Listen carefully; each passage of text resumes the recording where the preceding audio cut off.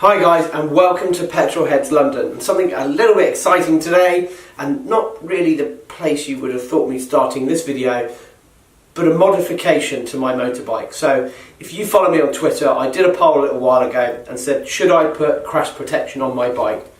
Now, I have friends who are superstitious and say if you put that on, you're basically sort of expecting to crash your bike, but that's not the reason I want it. The reason I want it is because I've had experience where bikes have been knocked over when parked, including one by an old neighbour of mine where basically ruined all of the fairings, and then another incident actually where I had R&G crash bungs at the time and it saved most of the bike.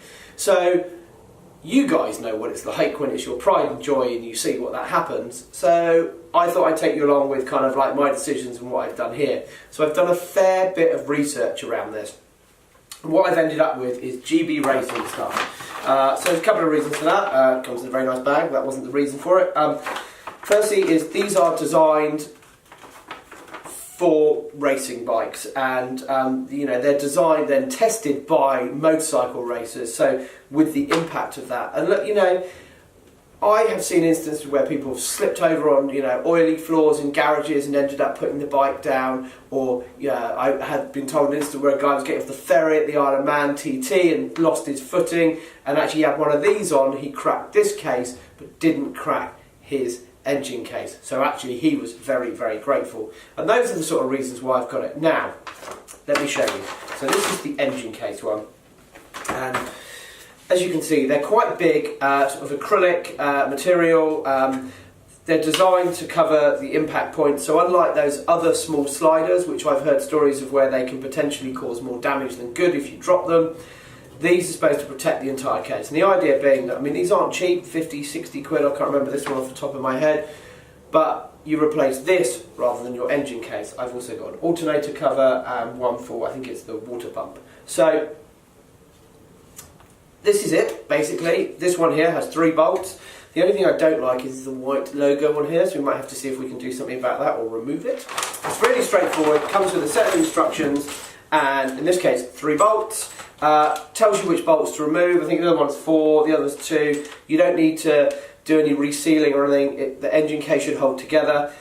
You marry the cover up once you've taken those 3 bolts out that it tells you to do. Put these bolts in, torque them up to I think about 8 or 10 Newton meters of torque, and jobs are good. So quite easy to fit, although I haven't actually fitted them yet, so I'll be the judge of that in a minute. This is the other one we've got here, so I'll just whiz you through them very quickly. This is the alternator cover. As I said, they are quite big, and one of the things that worries me is I've got this kind of like nice goldy silver you know, engine casing, and this will cover them in black, but the black fits in quite well with my bike. I just get rid of this white, I think would help. So there we go. And then the final one, it's just a smaller one. Now this is a shame because they used to do this in a little square that sat like that and looked quite nice, and now they've made it a bit bigger, but there's obviously reason to that because these guys do their research. This isn't an endorsement, this is just what I chose to use. The whole idea is just to give you an idea of the decisions I made. Now, the big draw for me on the GB racing stuff was actually got these crash bungs. Now, a friend of mine has some crash bungs on his double R, and what I really liked about them is they were incredibly subtle. I hate the R&G ones, which I've had before, because they're just too big.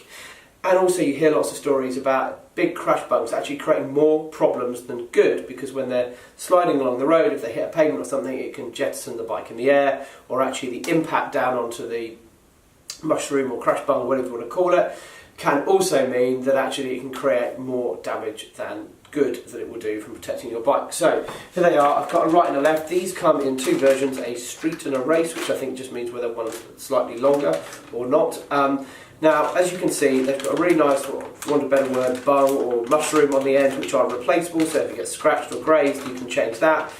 Pretty straightforward, 1 bolt and a holder that goes on here. The only downside for my bike is I think there may, and haven't got there yet, be some drilling through the fairing, because the holes on the top of the engine bolt don't quite marry up with the fins. So there'll be some very careful drilling and measuring going on there. But I just like them, and hopefully they'll blend in quite well with the black fairing just sat there, and they just look quite subtle. And for me, one of the things with these as well is they are designed to break or buckle under the right circumstances or wrong, depending on how you look at it. So it should stop this flipping of a bike or causing more damage than good. They kind of are tested and set to certain tolerances and when to do that. That's as I understand it, so don't take me for red on that, but that's as I understand. So this is what I ended up with. So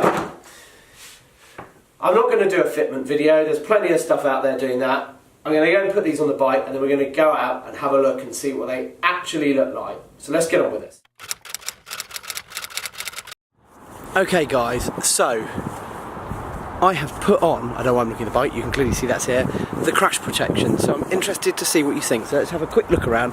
Also, a couple of other mod updates. One, the Euro 4 compliance means that it comes with these horrid stickers on the forks, which I took off. They're just stuck on easy. New levers as well. I went for HP4 and I am. So the first thing to talk about is how easy these are to put on. Now, these ones here, you can see, are just a simple 3 bolts. And do you know what? I thought this was going to take a long time, but it was so simple. We're talking sort of 10-15 minutes to put them all on. That's the covers, not necessarily the bungs, which are a little bit harder.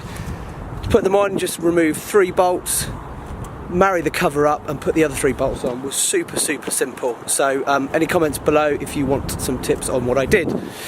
The other one then is the crash bungs. So again, on this bike, you didn't have to cut any fairing. On some bikes you do, so you know, please beware. I said I really like them because they're just very subtle and they blend in with the bike well. And the reason I've got them is if somebody knocks the bike over, hopefully it will save my fairings. I'm still jury out on the covers, on the crankcase and the gearbox, but I'm going to live with them for a bit and see what I think. So, as you can see, I've got the crash bungs on here, and the one thing I really like these is they're really subtle, and we'll have a look on the other side in a second as well. And then the GB Racing covers here and here. Now, they usually have white writing on, and I've managed to scour that off, so I've still got some work to make that look a little bit nicer and blend in a bit, but I prefer that than them looking white. As I said, it's sort of a bit work in progress. Now, I'll talk to you a little bit about how easy they are to put on. Excuse the wind noise. It's supposed to be spring, but it's not coming.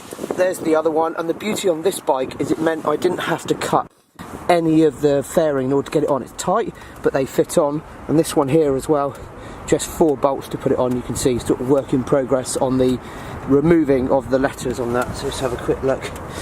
Let me know what you think, guys. Interested to hear your comments. In terms of putting on the crash bungs onto the bike, it was removing the top bolt of the engine mounting, a relatively straightforward job. I was worried that I might have to make some changes to the fairing. There are some models you have to do that.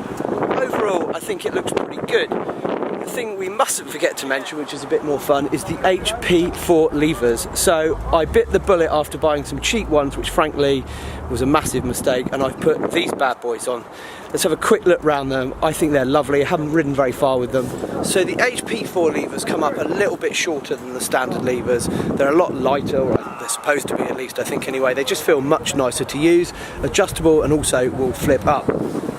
Let me know what you think. They're a lot of money, but you know what? They're so nice to use. I do feel like they're a bit shorter. I'm going to ride with them for a bit longer, but I think what I might do is actually just shift that bracket along a bit so they come up a little bit further along the bars. But overall, so far, I'm really pleased with them. I haven't done any big rides, so I'll see what they're like. Anyway, thank you for watching Petrol Heads London. Please remember to like and subscribe and comment and questions below. Cheers.